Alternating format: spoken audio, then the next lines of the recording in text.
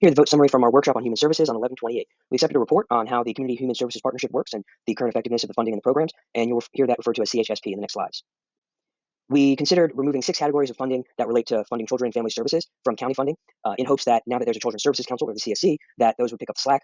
There's no confirmation from them that will happen, so we tabled this consideration until our January meeting, and we asked that our council bring back a legal opinion as to whether this is allowed by statute and to get written input from our community partners for us to consider in this big decision. We voted to create a subcategory in the CHSP Homeless Services funding category for a dedicated line item funding for our 5 emergency homeless shelters. Because these are so critical, we're going to continue funding them, and they no longer need to apply for funding via the CHSP biannual process.